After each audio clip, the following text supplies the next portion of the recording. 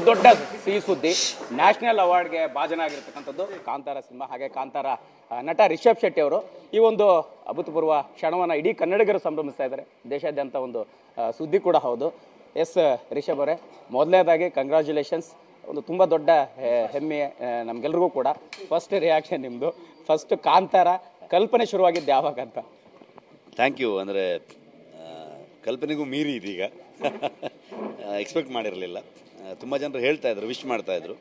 So ಆವಾಗ ನಮಗೂ ಖುಷಿ ಆಗ್ತಿತ್ತು. ಓಕೆ, ಅವ್ರ ವಿಷಯ ಅವರ ಹಾರೈಕೆಯಂತೆ ಆಗಲಿ ಅನ್ನೋದೊಂದು ಇರುತ್ತಲ್ವ, ಆ ಥರದಲ್ಲಿ.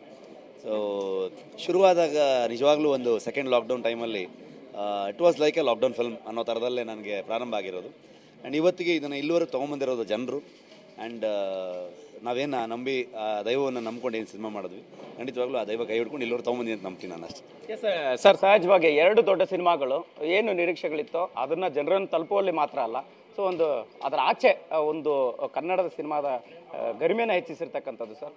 KGF ಜೊತೆ ಕೂಡ ಒಂದು ಹೇಳಿದ್ರಿ, ಯಶ್ ಅವ್ರು ಕೂಡ ವಿಶ್ ಮಾಡಿದ್ರು ಅಂತ. ಅದನ್ನ ಮಾತಾಡೋದಾದ್ರೆ ಯಶ್ ಅವ್ರು ಏನಂತ ಹೇಳಿದ್ರು, ಏನು ಅಂತ? ಅವರು ತುಂಬ ನನಗೆ ಸರ್ಕಾರಿಗೆ ತುಂಬ ದೊಡ್ಡ ಸಪೋರ್ಟನ್ನು ಮಾಡಿದರು. ಸಿನಿಮಾ ನೋಡಿ ನನಗೆ ಬಂದು ಅವ್ರು ವಿಶ್ ಮಾಡಿ, ಮೀಡಿಯಾನೆಲ್ಲ ಅಡ್ರೆಸ್ ಮಾಡಿ ಆ ಸಿನಿಮಾ ತಲುಪೋದಕ್ಕೆ ಅವರ ಕಾಂಟ್ರಿಬ್ಯೂಷನ್ ಕೂಡ ಇತ್ತು. ಹೇಗೆ ನಮಗೆ ಕಿಚ್ಚ ಸುದೀಪ್ ಪ್ರೆಸೆಂಟ್ಸ್ ಅಂತ ನಾವು ಇದು ಮಾಡ್ಕೊಂಡು ಸುದೀಪ್ ಸರ್ ನನಗೆ ಸಿನಿಮಾನ ಪ್ರೆಸೆಂಟ್ ಮಾಡಿದರು. ಪ್ರಮೋಷನ್ಗೆ ಹಂತದಲ್ಲಿ ಯಶ್ ಸರ್ ಕೂಡ ನನಗೆ ಸಪೋರ್ಟ್ ಮಾಡಿದರು. ಸೊ ಹಾಗಾಗಿ ಆ ಫೀಲಿಂಗ್ ಇವತ್ತವರೆಗೂ ನನಗೆ ಅವ್ರ ಮೇಲಿದೆ. ಆ್ಯಂಡ್ ಬಂದ ತಕ್ಷಣ ಇಮಿಡಿಯೇಟ್ಲಿ ಸರ್ ನನಗೆ ಫೋನ್ ಮಾಡಿ ವಿಶ್ವನ ಶೂಟಿಂಗಲ್ಲಿ ಇದ್ರಂತೆ, ತುಂಬ ಖುಷಿ ಆಯಿತು, ತುಂಬ ಪ್ರೌಡ್ ಫೀಲ್ ಮಾಡ್ತಾ ಇದ್ದೀನಿ ಅಂತಂದರು. ಸರ್ ನಾನು ಉಲ್ಟೆ ಅವ್ರಿಗೆ ವಿಶ್ ಮಾಡಿದೆ. KGFಗೆ 2 ಪ್ರಶಸ್ತಿ ಬಂದಿದೆ, ಕಾಂತಾರಕ್ಕೆ 2 ಪ್ರಶಸ್ತಿ ಬಂದಿದೆ ಸರ್. ಸೊ 2 ಸಿನಿಮಾಗೆ ಒಂದು ಇದಾಗಿದೆ, ತುಂಬ ಖುಷಿ ಆಯಿತು ಅಂತ ಅಂದ್ಕೊಂಡು ಮಾತಾಡಿದೆ ಅವ್ರ ಜೊತೆಗೆ. ಸರ್, ಈಗ ಈ ಸಂದರ್ಭಕ್ಕೆ ಸಹಜವಾಗಿ ನಿಮ್ಮ ಖಾತೆಗಳು, ನಿಮ್ಮ ಜೀವನ ಶೈಲಿ ಎಷ್ಟೋ ಜನಕ್ಕೆ ಇನ್ಸ್ಪಿರೇಷನ್ ಆಗುವಂಥದ್ದು. ನಾನು ಕೇಳ್ತಾ ಇರುವಂಥದ್ದು ಅಂದರೆ, ಎಲ್ಲೋ ಒಂದು ವಾಟರ್ ಬಾಟ್ಲ್ ಹಾಕುವಂತಹ ಪ್ರಶಾಂತ್, ರಾಷ್ಟ್ರ ಮಟ್ಟದ ರಿಷಬ್ ಶೆಟ್ಟಿ, ಈ ಚೇಂಜ್ ಅವರು ಸರ್, ಹೌದಾ? ಅಂದರೆ ಅದು ಬದಲಾವಣೆ ಜಗದ ನಿಯಮ, ಅದು ನೀನು ಹೇಳೋಕ್ಕಾಗಲ್ಲ. ಬಟ್ ಪ್ರಯತ್ನಗಳು ನಾವು ಬಿಡಬಾರ್ದು ಅಂತ ಅಂದ್ಕೊಳ್ತೀನಿ ನಾನು. ಒಂದು ಸಿನಿಮಾ, ನಮ್ಮಲ್ಲಿ ಸಿನಿಮಾದವ್ರಿಗೆ ಒಂದು ಇದು ಹೇಳ್ತೀವಿ, ಒಂದು ಫ್ರೈಡೇ ಕ್ಯಾನ್ ಚೇಂಜ್ ಎನಿಥಿಂಗ್ ಅಂತ. ಒಂದು ಶುಕ್ರವಾರ ಏನು ಬೇಕಾದ್ರೂ ಮಾಡ್ಬೋದು ಅಂತ. ಸೊ ಒಂದು ಸಿನಿಮಾ ಏನು ಬೇಕಾದ್ರೂ ಮಾಡ್ಬೋದು ಅಂತ ಅಂದ್ಕೊಳ್ತೀನಿ ನಾನು. ಕಷ್ಟಪಟ್ಟು ಕೆಲಸ ಮಾಡಿದ್ರೆ ನಿಜವಾಗ್ಲೂ ದೇವರು ಎಲ್ಲೋ ಒಂದು ಕಡೆಗೆ ನಮ್ಗೆ ಜಾಗ ಮಾಡಿಕೊಡ್ತಾನೆ, ಎಲ್ಲೋ ಒಂದು ಕಡೆ ತಲುಪಿಸ್ತಾನೆ ಅಂತ. ನಮಗೆಲ್ಲ ಒಂದು ಕಾಲದಲ್ಲಿ ಒಂದು ಗುರಿ ಇಟ್ಕೊಳ್ಳುವಷ್ಟು ಲಕ್ಸುರಿ ಇರಲಿಲ್ಲ. ಅಂದರೆ ಅದ್ರ ಬಗ್ಗೆ ಯೋಚನೆ ಮಾಡುವಷ್ಟು ಮೆಚುರಿಟಿ ಇರಲಿಲ್ಲ, ಎಜುಕೇಷನ್ ಅಥವಾ ನಮ್ಮ ಬೆಳ್ಕೊಂಡು ಬಂದಿರೋ ರೀತಿ ಇವೆಲ್ಲವೂ ಕೂಡ.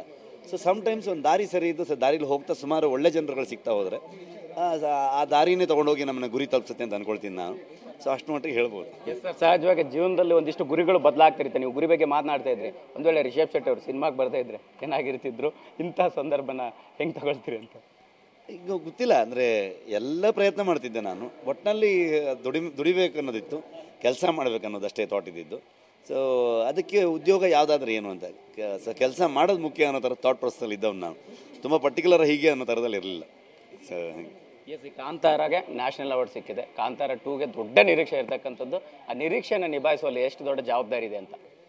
ಜವಾಬ್ದಾರಿ ಆಗೇ ಆಗುತ್ತೆ, ಇಲ್ಲ ಅಂತಲ್ಲ. ನಿರೀಕ್ಷೆನ ಮಿಟ್ಟು ನಾವು ಕೆಲಸ ಮಾಡ್ತೀವಿ ಅಂತ ಹೇಳೋಕ್ಕಾಗಲ್ಲ. ಆದರೆ ಅದನ್ನು ಎಲ್ಲೂ ಬರ್ಡನಾಗಿ ಅಥವಾ ಏನೋ ಒಂದು ಪ್ರೆಷರಾಗಿ ನಾವು ತೊಗೊಳಕ್ಕಾಗಲ್ಲ. ಸೊ ಆ ಕಾಂತಾರ ಸಕ್ಸಸ್ ಏನು ಕೊಟ್ಟಿದ್ರು ಜನ, ಆವಾಗಲೇ ಅದು ತುಂಬ ದೊಡ್ಡ ಜವಾಬ್ದಾರಿ ಆಗಿತ್ತು. ನಾವು ಶುರು ಮಾಡುವಾಗಲೇ ಆ ಜವಾಬ್ದಾರಿನ ಇಟ್ಕೊಂಡೆ ನಾವು ಯಾವ ರೀತಿಯಲ್ಲಿ ಸಿನಿಮಾನ ತೊಗೊಂಡು ಹೋಗ್ಬೇಕು ಅನ್ನೋ ಒಂದು ಥಾಟ್ ಪ್ರೊಸೆಸ್ ಮಾಡ್ತಾರೋ. ತುಂಬ ಬಹುದೊಡ್ಡ ರೀತಿಯಲ್ಲಿ ಇವತ್ತು ಕಟ್ಕೊಂಡು ಬರ್ತಾ ಇದೆ ಸಿನಿಮಾ. ಇಡೀ ನಮ್ಮ ತಂಡ, ಹೊಂಬಾಳೆ ಫಿಲ್ಮ್ಸ್ ಆಗ್ಬೋದು, ಇಡೀ ಪ್ರೊಡಕ್ಷನ್ ಹೌಸ್ ಜೊತೆಗಿರುವಂಥ ಎಲ್ಲ ಟೆಕ್ನಿಷಿಯನ್ಸ್ಗಳು, ಮೊದಲು ಕೆಲಸ ಮಾಡಿರೋರು ಎಲ್ಲರ ಜೊತೆಗೆ ಮಾಡ್ತಿದ್ರು. ಎಲ್ಲರೂ ತುಂಬ ಡೆಡಿಕೇಟೆಡ್ ಆಗಿ ಬೇರೆ ಏನೂ ಕೆಲಸಗಳು ಮಾಡಿದೆ, ಕಂಪ್ಲೀಟ್ಲಿ ಇದ್ರ ಮೇಲೆ ಕಾನ್ಸಂಟ್ರೇಟ್ ಮಾಡ್ಕೊಂಡು ಕೆಲಸ ಮಾಡ್ತಿದ್ದಾರೆ. ಐ ಹೋಪ್ ಜನರಿಗೆ ಇಷ್ಟ ಆಗುವಂಥ ಸಿನಿಮಾ ಆಗುತ್ತೆ ಅಂತ ಅಂದ್ಕೊಂಡಿದ್ದೀನಿ. ಸರ್, ಮೊದಲು ಕಾಂತಾರದ ಟೈಟ್ಲ್ ಫಿಕ್ಸ್ ಆದಾಗ ಕಲ್ಪನೆ ಏನಿತ್ತು, ಈಗ ಅದಕ್ಕೆ ಸಿಕ್ಕಿರ್ತಕ್ಕಂಥ ಪ್ರಶಸ್ತಿಗೆ ಇರುವಂಥ ಗೌರವಕ್ಕೆ ಅದನ್ನು ಸಲ್ಲಿಸೋದಾದರೆ? ಆ ಪ್ರಾಸೆಸ್ಸಲ್ಲಿ ರಾಜ್ ಶೆಟ್ರಿಗೆ ಮತ್ತು ರಕ್ಷಿ ಶೆಟ್ರಿಗೆ ಎಲ್ರಿಗೂ ನಾನು ಥ್ಯಾಂಕ್ಸ್ ಹೇಳಲೇಬೇಕು. ಯಾಕಂದರೆ ನಾವೆಲ್ಲರೂ ಒಂದು ಅಸೋಸಿಯೇಷನ್ ಥರ ಒಬ್ಬೊಬ್ಬರ ಐಡಿಯಾಗಳನ್ನು ಒಬ್ಬೊಬ್ರಿಗೆ ಹೇಳ್ತಾ ಅದರ ವಿಚಾರಗಳನ್ನು ಯೋಚನೆಗಳು ಮಾಡ್ತಾ ಸಿನಿಮಾ ಇಂಡಸ್ಟ್ರಿಲಿ ಬಂದಂಥವ್ರು. ಸೊ ಶುರುವಲ್ಲಿ ಆ ಥರದ ಯಾವುದೇ ಯೋಚನೆಗಳಿರಲಿಲ್ಲ. ಸಿನಿಮಾ ರಿಲೀಸ್ ಆಗಬೇಕಾದ್ರೂ ನನಗೇನು ಆ ಥರ ಯೋಚನೆ ಇರಲಿಲ್ಲ, ರಿಲೀಸ್ ಆದಮೇಲೂ ಇರಲಿಲ್ಲ.